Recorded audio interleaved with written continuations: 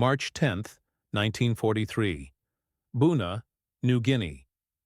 Private First Class Daniel Reeves slammed a fresh clip into his M1 Garand as the metallic ping vanished beneath the scream of incoming fire. The humid air rippled with bullets, palm fronds shredded under machine gun bursts. In the mud around him, the 32nd Infantry Division was dissolving, cut down by unseen rifles hidden deep within the jungle green. The jungle steamed with blood and gunpowder. American troops crouched in knee-deep mud, outnumbered and outgunned by Japanese soldiers who called them one-shot fools. Each time the Garand's bolt locked back and sang its metallic ping, "Yui!" the enemy rushed forward, believing the sound meant an empty rifle. But as the smoke cleared, something shifted. The echo they mocked would soon become the sound of their undoing. How did one tiny piece of steel redefine the tempo of modern warfare? Here's how it happened. December 7, 1941, tore the world apart.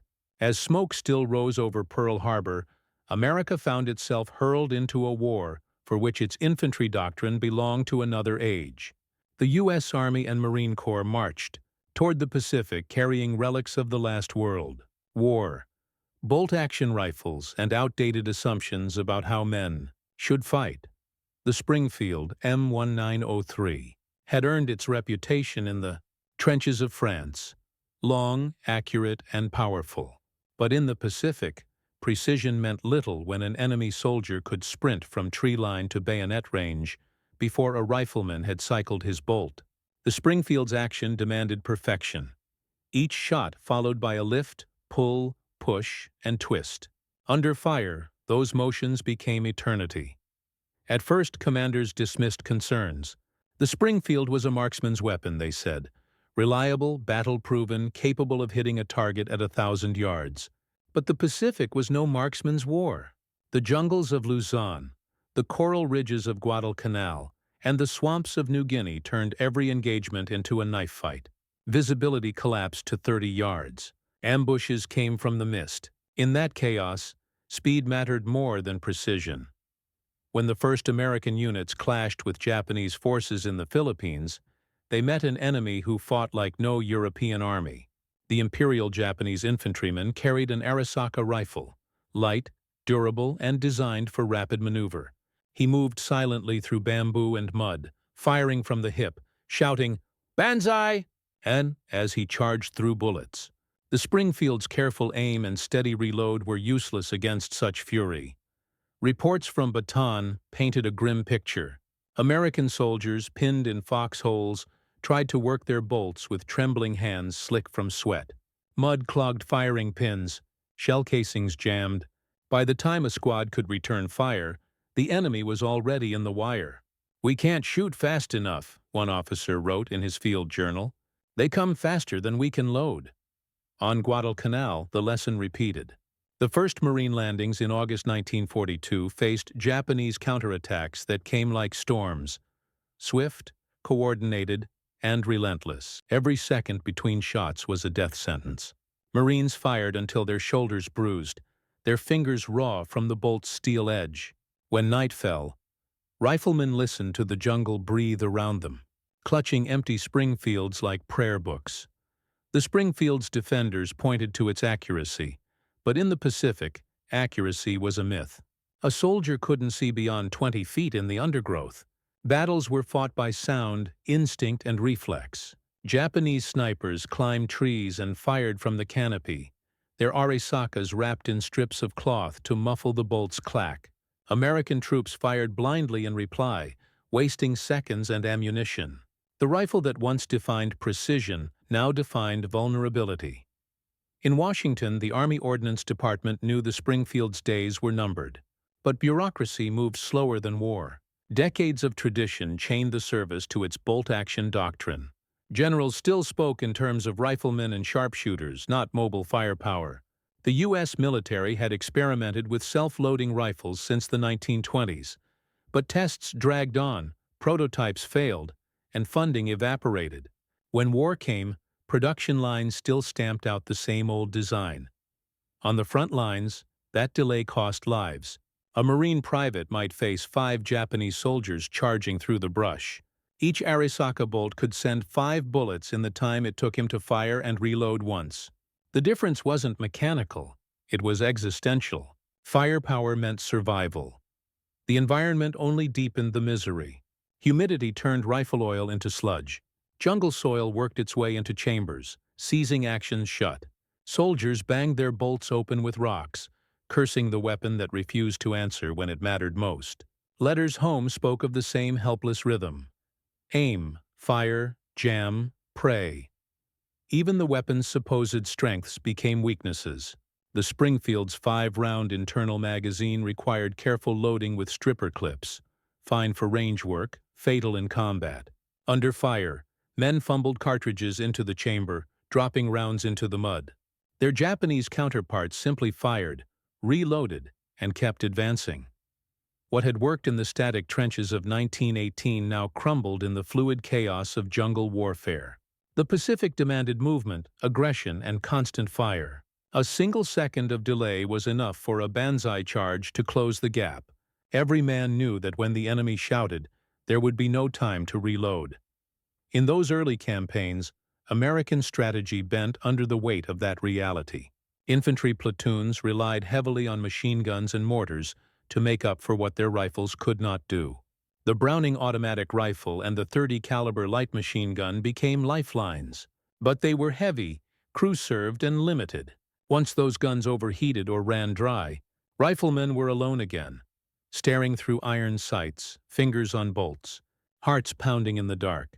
At Guadalcanal's bloody ridge, Japanese assaults came in waves through sheets of rain. Marines stacked ammunition beside them, firing until their barrels steamed. Men screamed for faster rifles, anything that could match the tempo of the fight. The Springfield, once a badge of American craftsmanship, now felt like a relic dragged into the future by mistake.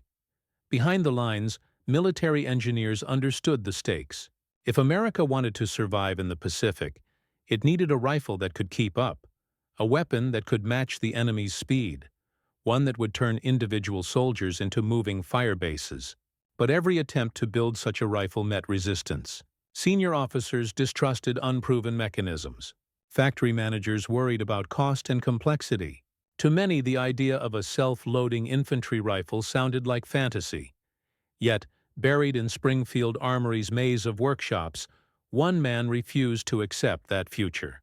Cantius Garand, a Canadian-born engineer with a mind tuned to precision and patience, had been quietly developing a semi-automatic rifle for years. His design promised something no other army had, a shoulder weapon that reloaded itself. Gas pressure, captured from each fired round, would drive a piston that cycled the action, ejecting the spent casing and loading the next bullet automatically. Garand's idea was simple in theory, radical in practice.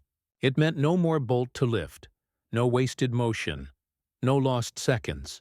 A soldier could fire as fast as he could aim. But the ordnance bureaucracy hesitated. Could such a rifle survive mud, rain, and the grind of war?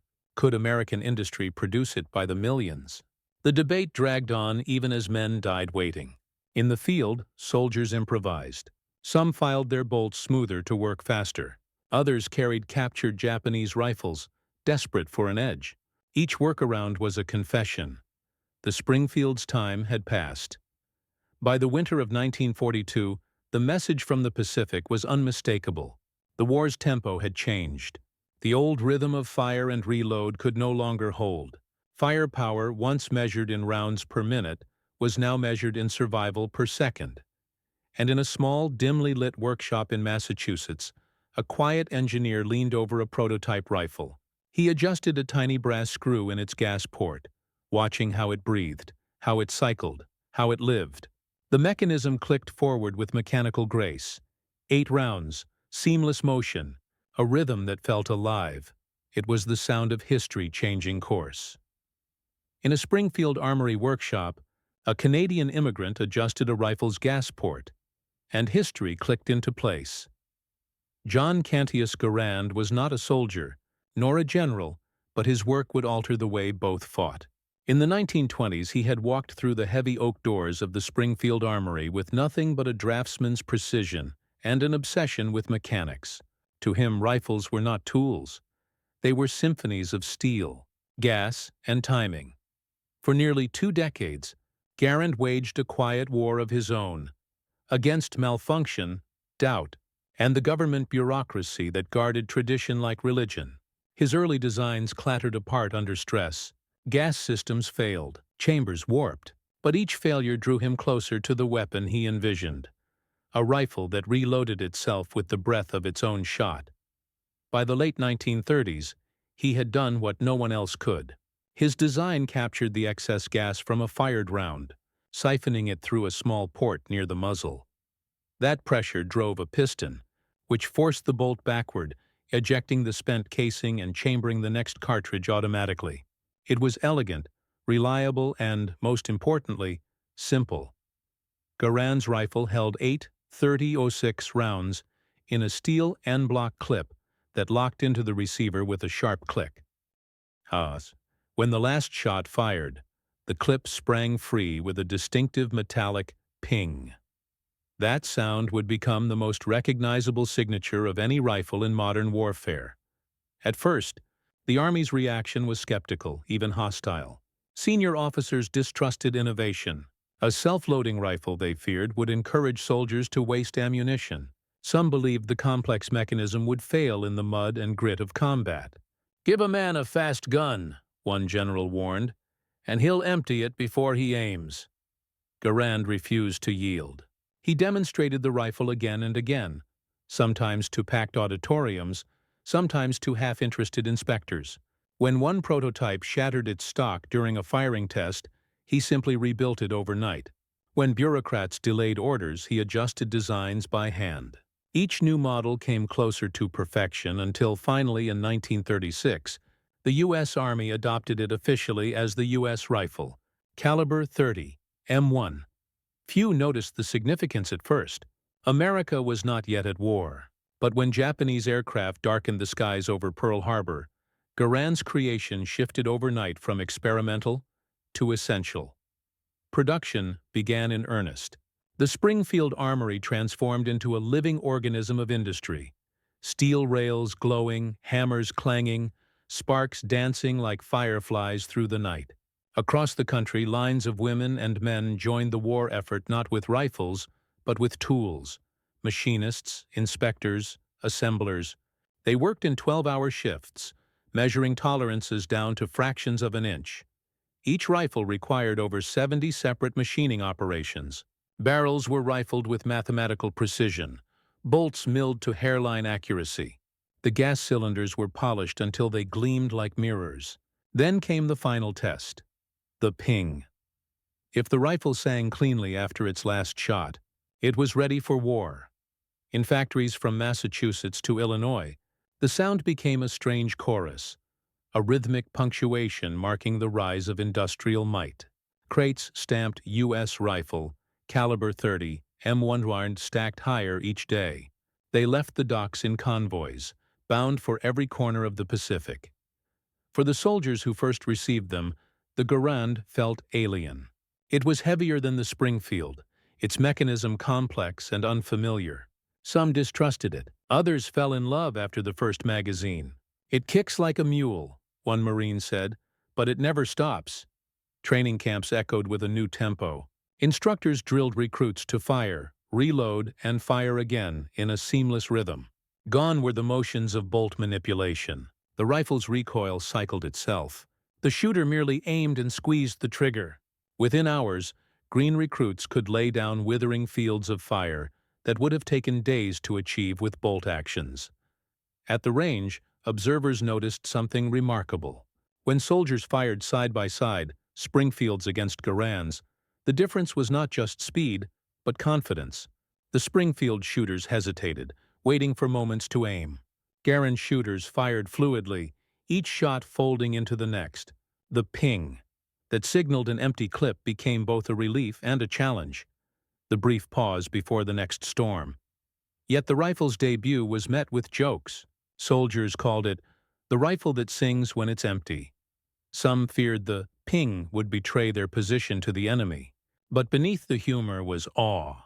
The M1 was fast, twice as fast as any rifle the Army had ever fielded. In the hands of an ordinary infantryman, it could sustain an average of 40 accurate shots per minute. The balance between mechanical power and human instinct had changed forever. The Ordnance Department soon realized that Garand's rifle was more than a weapon. It was a doctrine shift in steel. It erased the distinction between defense and offense. A man could fire, move, and fire again without breaking rhythm. Squad tactics rewrote themselves overnight. Instead of relying on machine guns for covering fire, every soldier became a source of suppression. By early 1942, the Garand rolled off assembly lines in staggering numbers: Springfield Armory and Winchester. Repeating arms together produced over 300,000 rifles in a single year. Inspectors passed each through a grueling test: salt fogs, mud baths, rapid-fire drills. The rifle survived them all. It refused to jam where others seized, refused to rust where others corroded. For John Garand, success brought neither wealth nor fame. He worked tirelessly, redesigning jigs and gauges to streamline production, often sleeping beside his machines. When asked if he wanted royalties, he declined. The design, he said, belonged to the government and to the soldiers who would carry it. By mid-1942, the first shipments reached the Pacific. Crates clattered open on docks at Brisbane, Noumea, and Port Moresby. Soldiers pried the lids with bayonets, pulling rifles from waxed paper. The Garand's walnut stock gleamed darkly under tropical sun. Its action felt smooth, alive. Many men held it for the first time like a promise of revenge for Pearl Harbor, of survival in the jungle.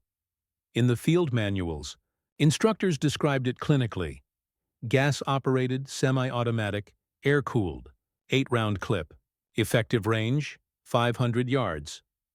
But numbers could not capture what it meant. The rifle turned a line of infantry into a wall of moving fire. When synchronized volleys erupted, their rhythm resembled the roll of distant thunder.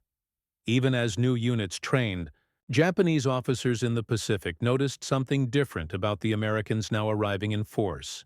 Intelligence reports mentioned a repeating rifle of unusual speed. On battlefields where Imperial troops once charged confidently between volleys, that confidence began to waver. At Buna, the first full divisions equipped with Garands prepared for their baptism of fire. The swamps stank of decay. Mosquitoes thickened the air. Men checked their new rifles under flickering lanterns, the metal sweating in the humidity. They did not yet know how it would perform in combat. Some still carried their old Springfields, unwilling to part with familiarity. But Garand's creation was ready. It had been forged through years of failure, refined by obsession, and baptized in industry's heat. As soldiers cleaned their rifles that night, they noticed how the mechanism clicked with a rhythm almost human, a precise inhale and exhale of steel. By dawn, that rhythm would echo across the jungle. On the shores of Buna, the first volley of M1s shattered the night and the myth of Japanese invincibility. Buna was not a battlefield. It was a swamp that swallowed men whole. The rain never stopped. Mud rose to the knees, then to the waist, pulling at boots like quicksand. Mosquitoes hummed in black clouds, carrying malaria that killed as silently as bullets. The air stank of rot and cordite. Palm trunks shattered by artillery leaned like gravestones. By December 1942, American and Australian forces had been fighting there for months, trapped in a nightmare of disease and attrition. Japanese troops, dug deep into coconut log bunkers, refused to yield a single inch. Their defenses were masterpieces of desperation. Trenches woven through mangroves, bunkers layered with sand, logs, and the bodies of the dead. Every advance was met with sniper fire, mortars, and the echo of fanatic shouts from the jungle. The Springfield rifles had struggled in that environment. Soldiers cycled bolts with mud-caked hands, praying their weapons wouldn't seize before the next attack. But when the M1 Garand arrived at Buna, everything changed. The first units of the 32nd Infantry Division carried them ashore under torrential rain. The rifles gleamed darkly through the grime, new, untested in combat, yet promising something soldiers had never known before: speed. On December 14, 1942, The order came to advance along the Sanananda track. What followed was chaos, a close-range war fought in 30 yards of swamp. Japanese machine gun nests opened up from behind fallen palms. The air exploded with splinters and tracer fire. But this time, the Americans did not pause to reload after each shot. The Garands roared in unison, 8 sharp cracks per rifle, rolling like thunder across the trees. Men who once fired cautiously now moved with rhythm, every trigger pull feeding seamlessly into the next. In the space where the old Springfields had left silence, there was now only constant gunfire. To Japanese soldiers, the sound was alien, too rapid, too relentless. They had grown accustomed to the slow rhythm of American rifles. One shot, pause, another shot. Now that rhythm was gone. The new sound was continuous, mechanical, almost inhuman. Imperial infantry tried to adapt. Officers ordered their men to listen for the Garand's ping, the high metallic note that meant an empty clip. They believed that moment marked vulnerability. Many charged the instant they heard it, screaming as they surged through the smoke. But the Americans learned faster. Some soldiers carried spare clips and tossed them against rocks or helmets, baiting the enemy into premature attacks. Others reloaded out of sync, ensuring there was never a lull in the firing line. Within weeks, the ping, that once seemed a flaw, became a weapon of deception. One platoon leader wrote home later, "We used it like a trick. They'd come running at the sound, thinking we were dry. They didn't get far." For the first time, American infantry dominated the tempo of battle. The Garand allowed them to fight not defensively, but aggressively, bounding forward in short, violent bursts of fire. Every soldier became his own suppressing element. Squad tactics shifted instinctively. Fire teams no longer waited for machine guns to cover advances. Each man could lay down his own barrage. The Japanese bunkers at Buna began to fall one by one. Rifle fire poured through slits in the logs, cutting down defenders before they could raise their weapons. When a bunker refused to die, soldiers crawled forward with grenades in one hand, Garand in the other, firing until the last moment.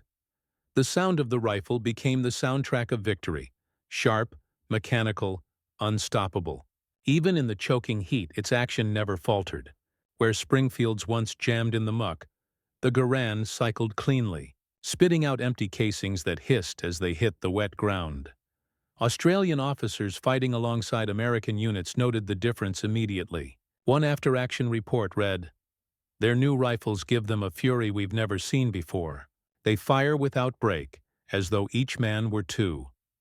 By late January 1943, Buna's once impenetrable defenses began to unravel. Every bunker cleared revealed the same scene. Japanese soldiers cut down before they could close the distance. The myth of the unstoppable Banzai charge, once the terror of Allied troops, began to dissolve under streams of semi-automatic fire. The enemy's fear was palpable. Captured letters told the story. The Americans fire without pause. Their rifles never stop. Even our bravest charges cannot break them. For the first time in the Pacific, Japanese morale wavered. Commanders could no longer rely on shock tactics. The Garand had changed the equation. Courage could not outrun rate of fire, but the rifle's impact reached beyond tactics. It changed psychology. Soldiers who had once fought in dread of ambush now advanced with confidence. The Garand's recoil became reassurance. Its ping a heartbeat. A platoon leader described it best. "You can feel it. Every shot feeds you courage." The rifle's speed also transformed logistics.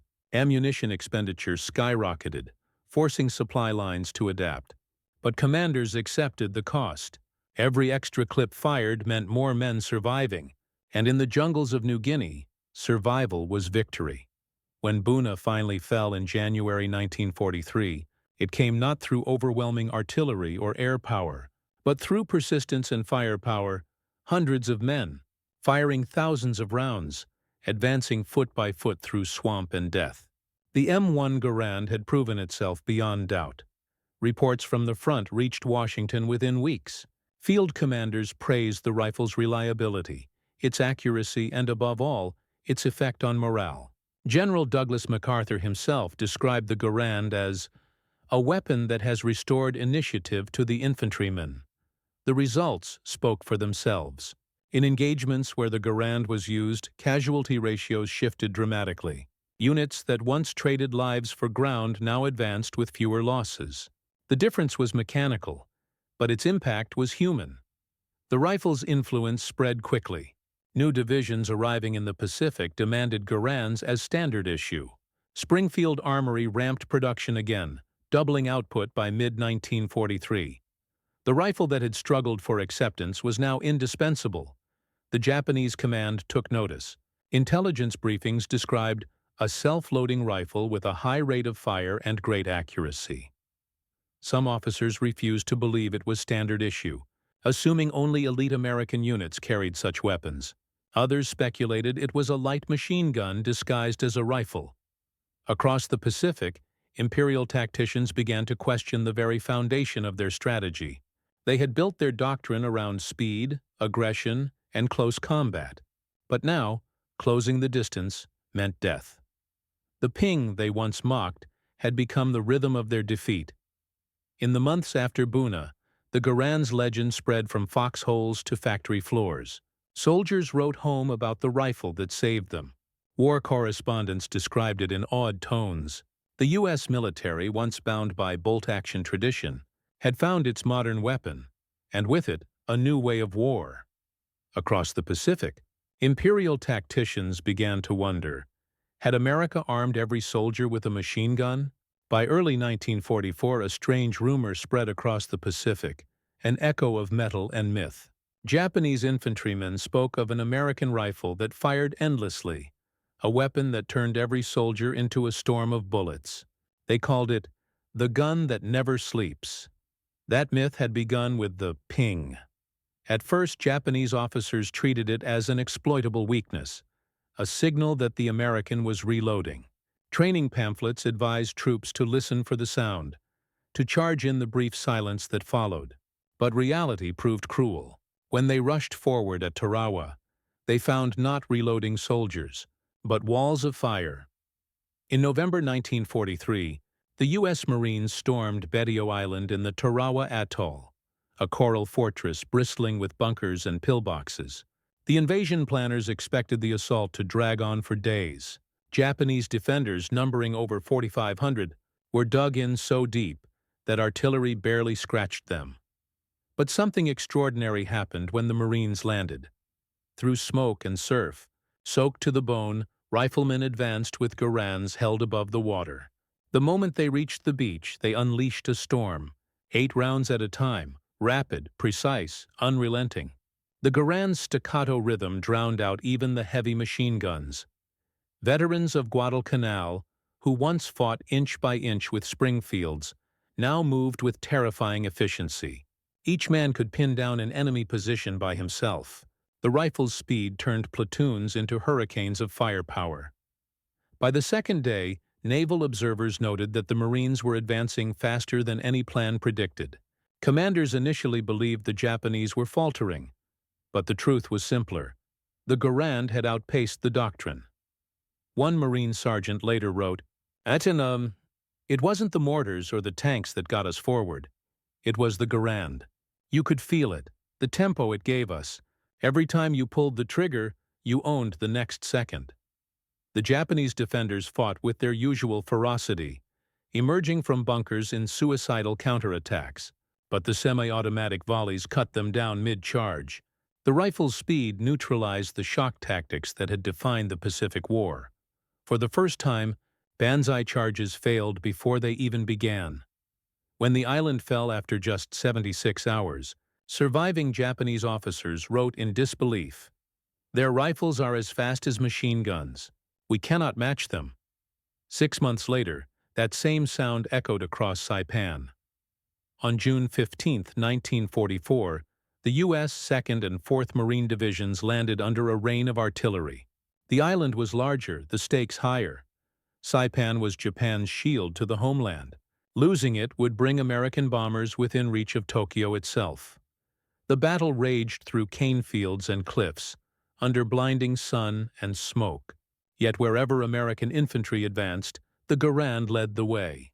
The tempo of the rifle defined every engagement, its 8-round bursts overlapping into a continuous roar. Japanese troops tried once more to read the rhythm, to time their moves between reloads. But American squads had perfected deception. Soldiers reloaded in rotation, so the front line never fell silent. When one rifle pinged, another fired.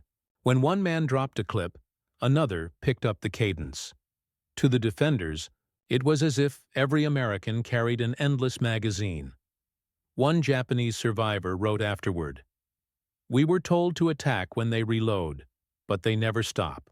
Their fire is without end." Even the Imperial Navy's own observers began to take notice. Reports from the Central Pacific Command warned Tokyo that the American infantry rifle provides firepower disproportionate to its size. Some officers demanded countermeasures, new rifles, lighter bolts, anything to close the gap. But Japan's industry was already cracking under the weight of total war. Aluminum, steel, and fuel were all rationed to the breaking point. Engineers experimented with prototypes like the Type 4 semi-automatic rifle, a desperate attempt to copy the Garand, but only a handful were ever completed. Production lines were bombed before they could even begin. By then, it no longer mattered. The psychological war was already lost. To Allied soldiers, the Garand's ping became a badge of pride, a sound of dominance. But to the Japanese, it became something else entirely. A warning, a taunt, a ghost. Captured diaries told the same story. "We hear their rifles even in our sleep. The ping means death is near." The Americans, too, sensed its effect. Units in the Marianas joked about the ping that makes them run. In foxholes and trenches, men laughed grimly that the Garand wasn't just a rifle. It was a rumor that killed. For Japanese commanders, the implications were devastating. Their tactical doctrines, forged in the jungles of China and the hills of Manchuria, depended on close combat, on bravery, speed, and the shock of sudden assault. But now, technology had turned courage into suicide.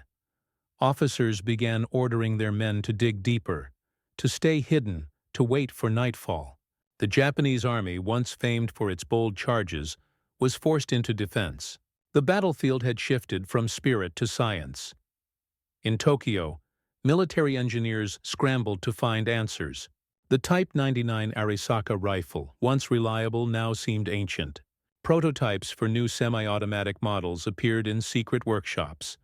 Modified bolts, gas pistons, crude mimicries of the Garand's mechanism. But Japan lacked the machining precision to mass-produce them. Meanwhile, the United States was producing 100,000 Garands a month. Every island captured became another proving ground. At Peleliu, Guam, and Iwo Jima, Japanese soldiers faced an enemy that no longer paused to reload, no longer yielded momentum. The metallic heartbeat of the Garand pulsed across the Pacific, from one beachhead to the next. Even when Japanese troops captured Garands from the fallen, they struggled to use them. The ammunition was incompatible, the mechanism alien. Their training emphasized patience and precision. The Garand demanded rhythm and aggression. It was a weapon designed for a new kind of war, one that Japan was no longer equipped to fight. By late 1944, even the most loyal imperial officers could no longer deny it. Internal reports described the American rifle as a symbol of their inexhaustible strength. One intelligence officer summed it up bleakly. "Their weapons fight faster than our soldiers can think." The Garand was no longer just a rifle. It was the sound of American ascendancy. In every engagement, its tempo dictated the pace of battle.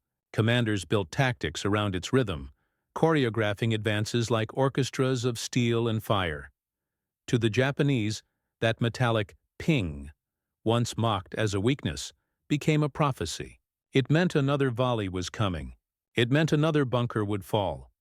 It meant the war was slipping away.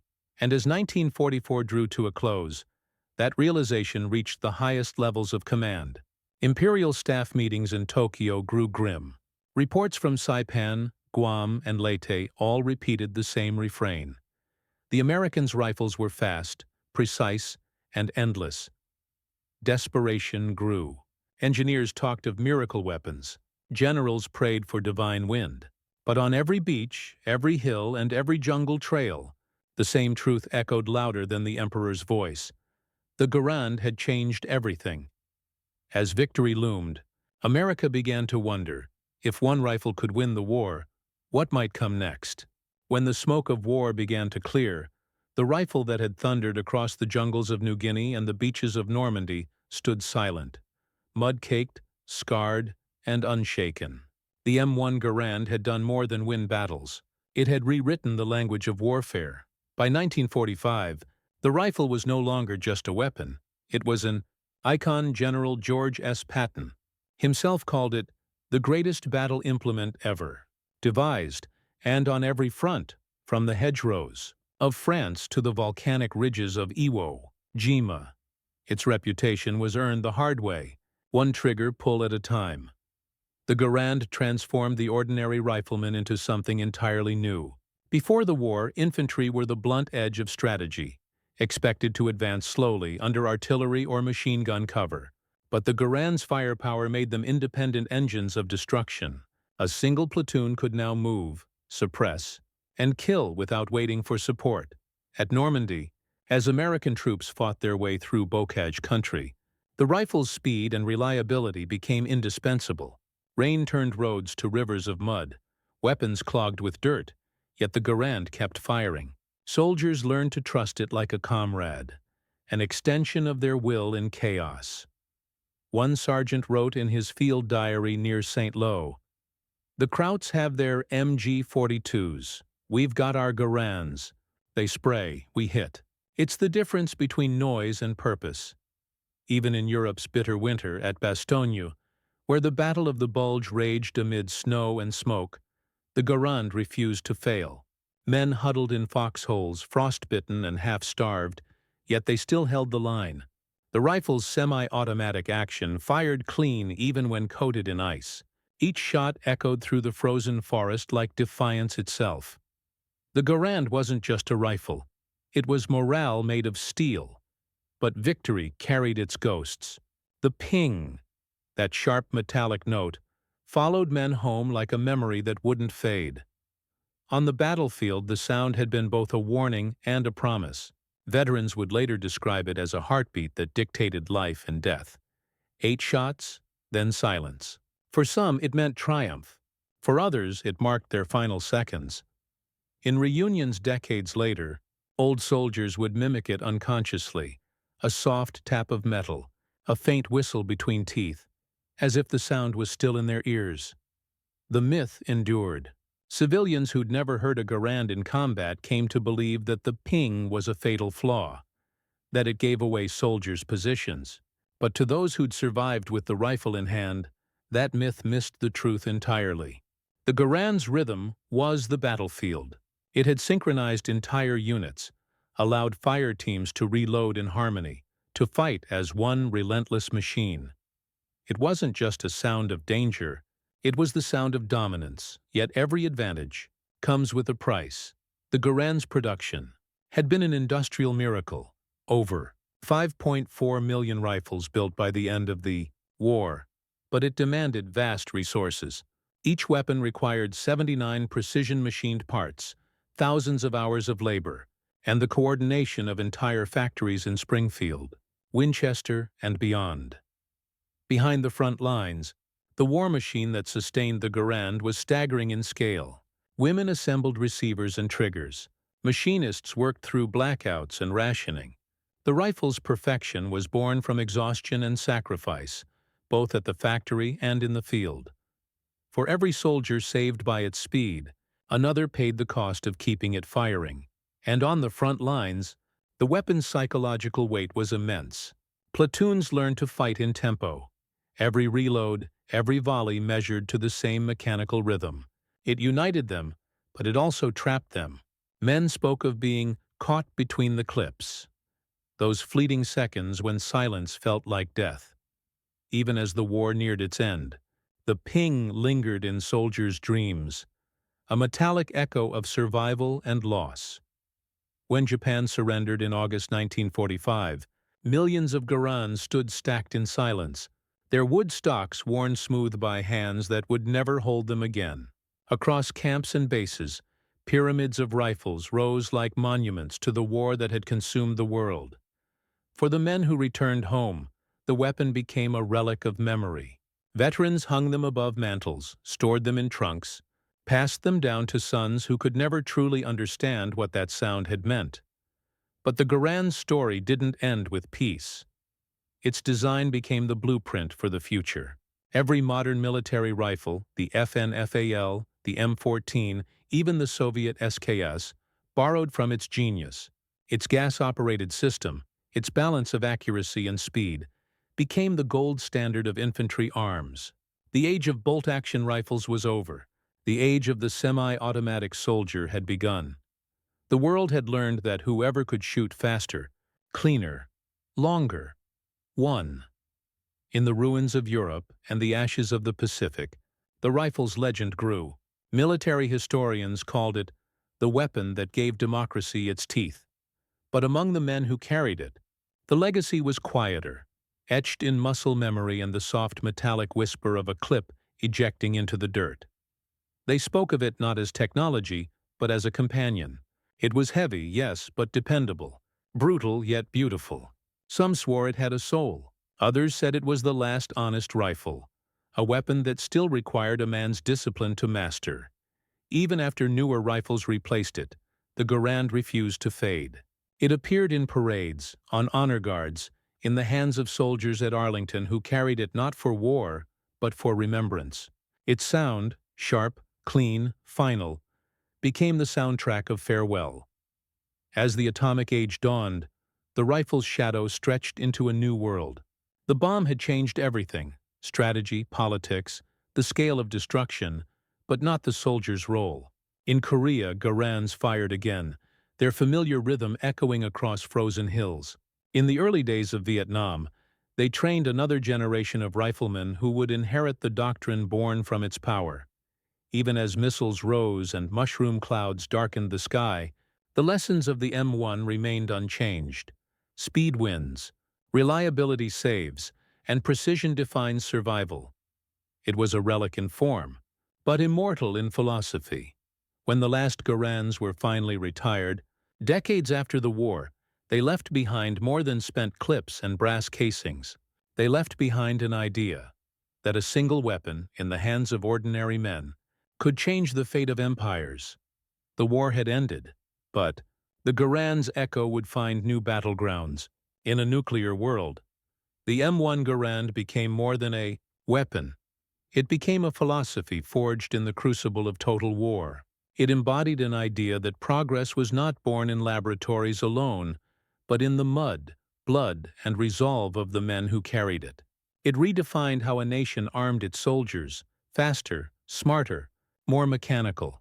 When the world rebuilt itself after 1945, the Garand's legacy lay not just in the rifles stacked in arsenals, but in the minds of engineers who sought to perfect its design. The M14, America's next-generation battle rifle, was little more than a Garand refined. Lighter, select-fire capable, chambered for the same powerful .30-06's descendant. Across the Atlantic, Belgian and British designers studying its gas system applied the same logic to the FN-FAL. Even behind the Iron Curtain, Soviet ordnance engineers, poring over captured rifles from the Eastern Front, took notes. The SKS, the AK-47, and the countless rifles that followed all carried whispers of Garand's mechanism. The M1 had rewritten the rhythm of small arms combat, and the world had listened. The ping itself, so small, so accidental, outlived every battlefield it was born on.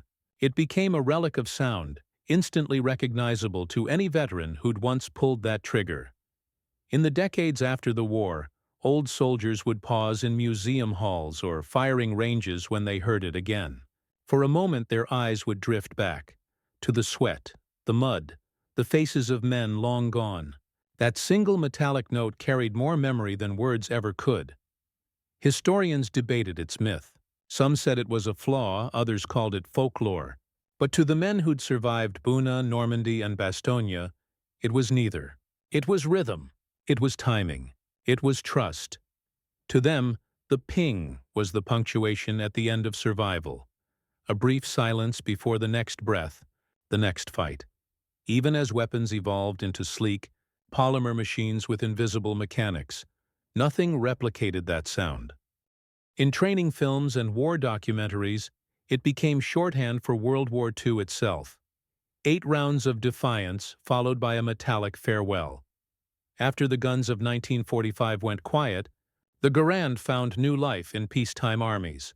It armed U.S. allies across Europe and Asia, from Greece to South Korea, standing as a symbol of post-war strength. American drill instructors carried it across parade grounds through the 1950s, its weight teaching discipline and precision to new recruits who had never seen war.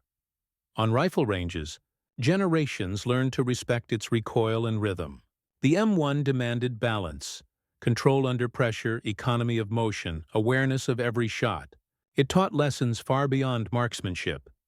Even in an era of missiles and jets, the Garand reminded armies that wars were still won one trigger pull at a time.